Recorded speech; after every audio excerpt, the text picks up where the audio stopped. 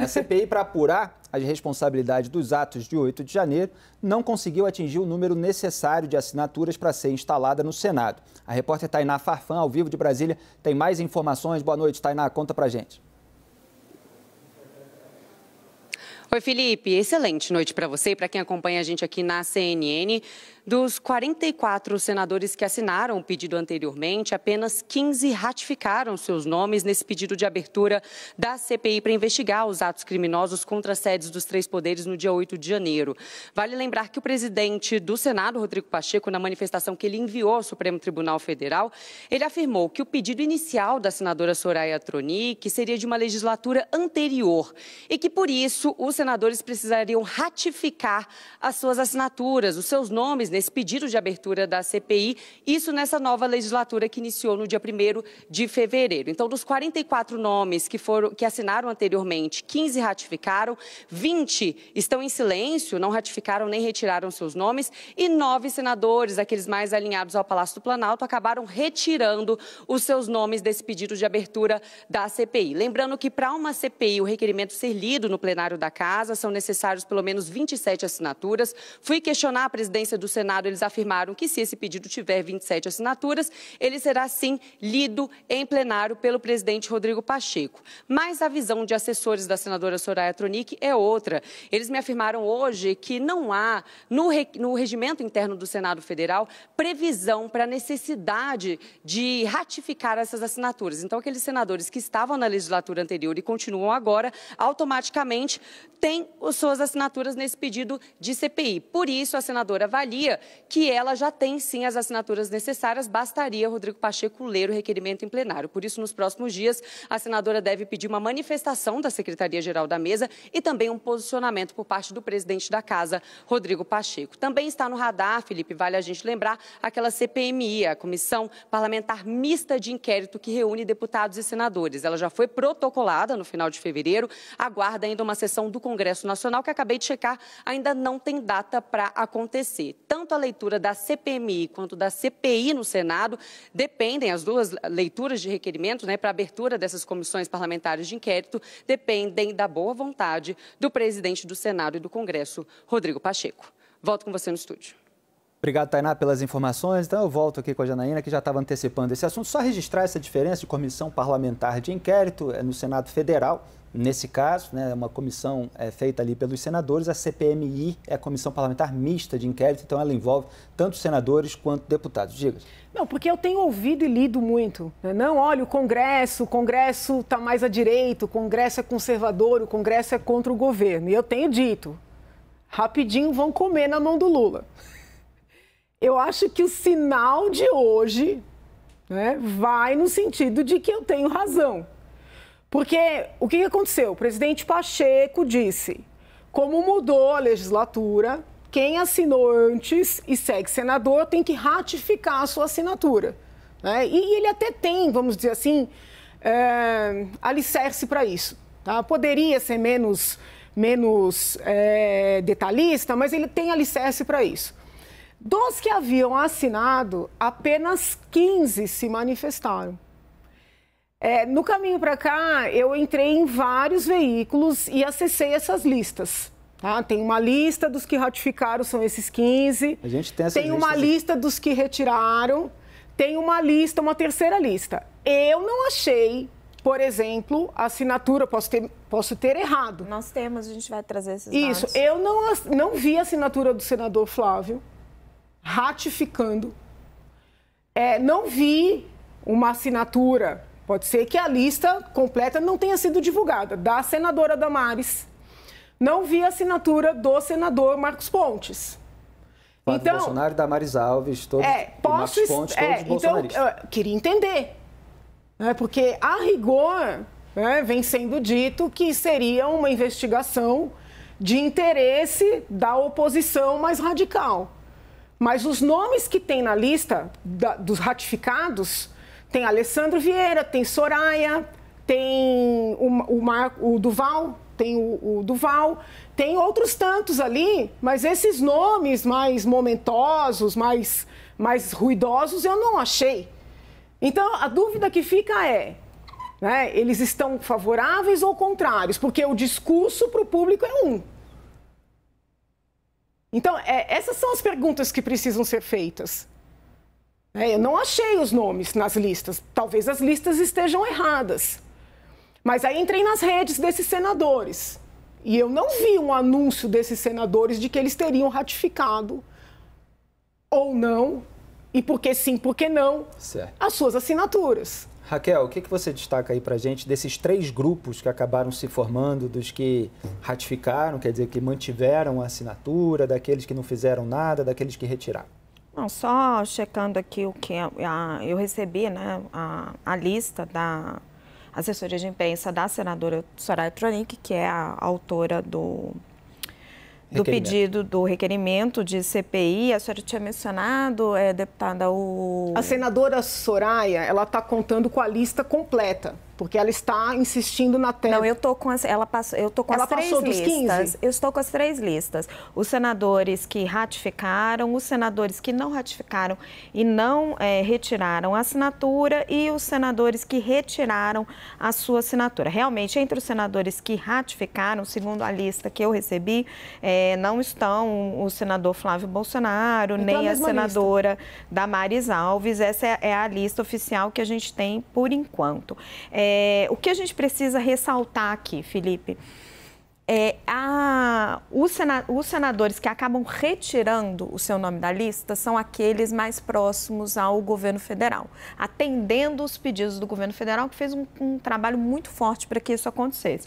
Então, a gente tem ali o senador Randolfo Rodrigues, líder do governo, a gente tem o senador Fabiano Contarato, o senador Humberto Costa. O governo não queria essa CPI no Senado, trabalhou muito forte para que isso acontecesse. Você tem também um grande número de senadores, 20 senadores, e aí você tem de várias situação, oposição, tem para todo lado aqui, tem desde Otto Alencar a Luiz Carlos Reis, que eles nem ratificam nem retiram a sua assinatura, que é a posição mais confortável, porque é chato, né? Você tirar a sua assinatura de algo que você já tinha endossado. Parece que recebeu alguma coisa. Enfim. Porque tradicionalmente existe isso no Congresso Nacional. Não estou fazendo nenhuma acusação específica a um parlamentar, mas a gente é jornalista há muito tempo, sabe muito bem que tem gente que coloca o nome ali na CPI, às vezes nem pensando nisso, mas tem aqueles que pensam também. E depois o governo de turno, né, o governo da ocasião, ele distribui um cargo, ele faz um agrado, etc., e se retira aquela assinatura. Isso é uma tradição. Vamos avaliar assim, e monitorar o que levou essas pessoas a retirar. A CPI da senadora Soraya Tronic, ela realmente perdeu todo o apoio. A gente já estava prevendo isso, que ela não ia conseguir.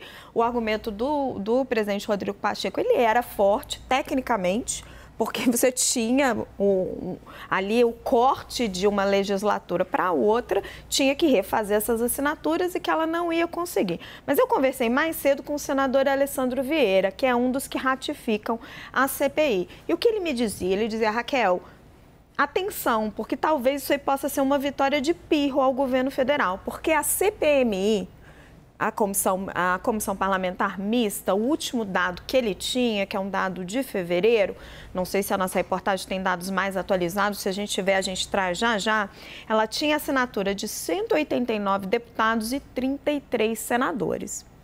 Então, é a mesma investigação, o mesmo escopo. Essa é uma CPI que está sendo proposta dentro da mesma legislatura, e seria, então, atenderia todos os requisitos, né? Estou questionando ali fontes próximas ao senador Rodrigo Pacheco, ao presidente Pacheco, para saber se ele vai ler e instaurar a CPMI, e a resposta que eu obtive das pessoas próximas a ele, olha, se atender todos os requisitos, não tem como não instaurar. Então, eu acho que essa é uma briga que ainda não está perdida para a oposição e não está totalmente ganha para o governo. Mas não acho que o governo vai desistir.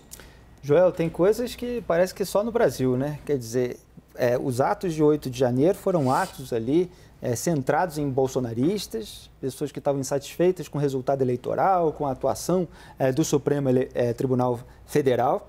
E agora você tem uma iniciativa da oposição ao governo Lula para instalar essa CPI, e o governo tentando evitar a CPI dos atos que são, em essência, bolsonaristas.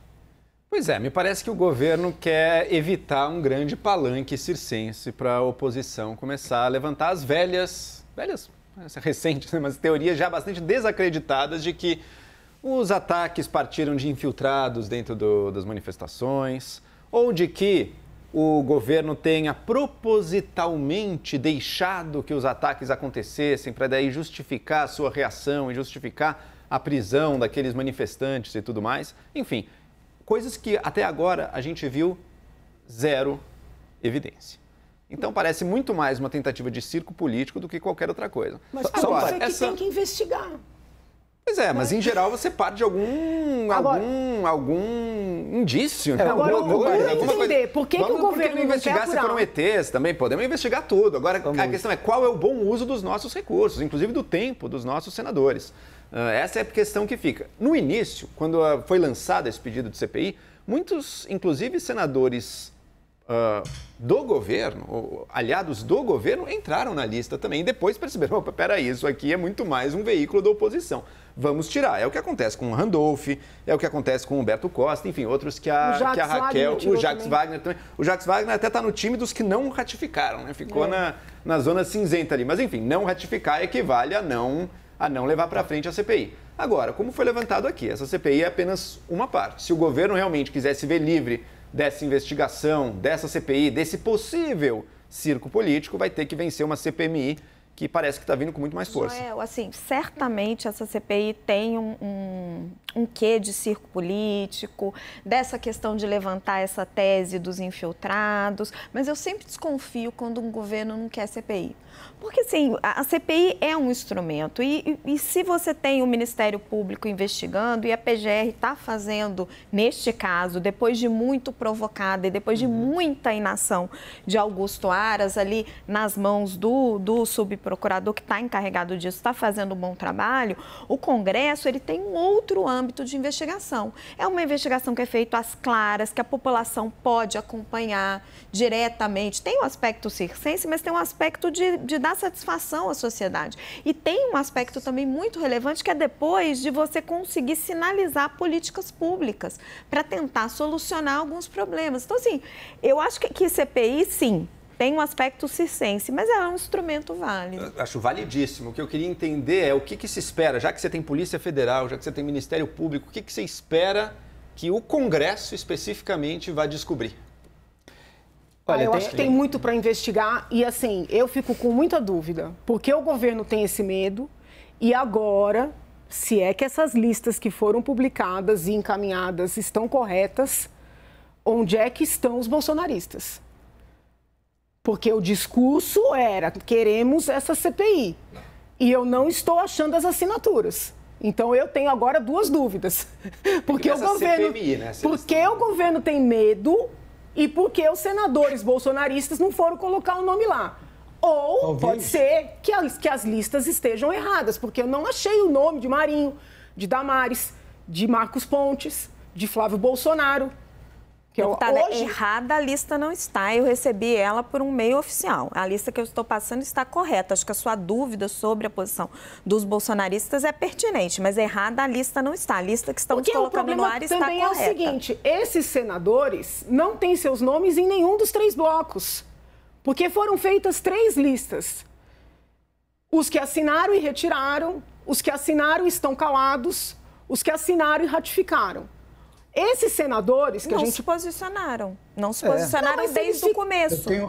Eles tinham assinado a primeira lista. E alguns desses são senadores novos também, né? Que nem mas o Flávio tinha assinado. O Flávio poderia, sim, entendeu? Exato. Mas então, os senadores novos não teriam essa explicação tem que ser dada pelo seguinte, por exemplo, não tem como ter assinado eu não me importo que a pessoa seja contrária à CPI, favorável à CPI, que a pessoa defenda uma tese. O que eu não gosto é a população ser enganada. A gente tem que entender o que cada um pensa, por que cada um está se posicionando da forma que está, ou não. Porque o discurso é um, mas o comportamento formalmente é outro. Está cobrando coerência dos bolsonaristas, vamos ver, evidentemente, como é que eles se posicionam a respeito disso. Hélio, só registrar que, para além dessas narrativas mais forçadas do bolsonarismo que o Joel apontou, tem um ponto ali que me parece que incomoda o governo, que é a responsabilidade do GSI. Esse é um ponto legítimo. Gabinete de Segurança Institucional do governo Lula. Ele tinha uma função também ali na defesa do Palácio do Planalto, na atuação ali de todas essas instituições diante de uma invasão dos três poderes. E houve relatório da ABIN com alerta de que algo poderia acontecer. Então, as pessoas estavam alertadas e cientes do risco. Tem o Gonçalves Dias, que foi nomeado pelo Lula como chefe do GSI. Esse nome aí ficou em segundo plano no meio de toda essa confusão, porque, evidentemente, há milhares de responsáveis, a gente está vendo todas as operações com desdobramentos, a procura pelos financiadores, etc. Mas existe ali alguns pontos de responsabilidade do governo federal e me parece que tanto essa questão que é legítima quanto outras que são ilegítimas geram um temor no governo de responsabilização e punição de alguém ligado a ele e também de desvio de foco, né, de outras narrativas se impondo quando as investigações estão mirando mais, nesse momento, obviamente, os bolsonaristas. Hélio Beltrão, para concluir esse tempo. Felipe, pode ser que esse paradoxo que a Janaína mencione se deva ao fato de que essa é uma CPI, entendida como CPI da Soraya, que, como sabemos, se distanciou do bolsonarismo. Então, é possível que a estratégia dos bolsonaristas e da oposição esteja se concentrando na CPMI por conta disso. É só apenas uma especulação. Eu queria apenas fazer uma pontuação sobre o Pacheco, né? Porque eu havia dito, semana retrasada, passada, que o Pacheco estava numa estratégia de obstaculização dessa CPI. E, aparentemente, deu certo. Ele ganhou tempo para conseguir convencer, provavelmente com negociações, né, de emendas, aquilo que você estava mencionando antes, Felipe, certos senadores a não referendarem sua assinatura anterior. Então, ele estava agindo, como eu disse, né, está agindo, como eu disse, como um líder do governo no Congresso, mas um pouco ele consegue um ministério para um aliado na cota pessoal dele. Felipe, só uma observação, na lista da CPMI, essa que está em mais possibilidade de vingar, acabei de pegar ela aqui, aí temos Flávio Bolsonaro, Carlos Portinho, Tereza Cristina, Márcio Pontes, todos eles estão assinando. Então, muito bem, esses nomes estão na lista da CPMI, talvez isso já indique alguma mudança ou rumo aí de estratégia por parte dos bolsonaristas. Vamos aguardar os próximos capítulos, a gente comenta no ar.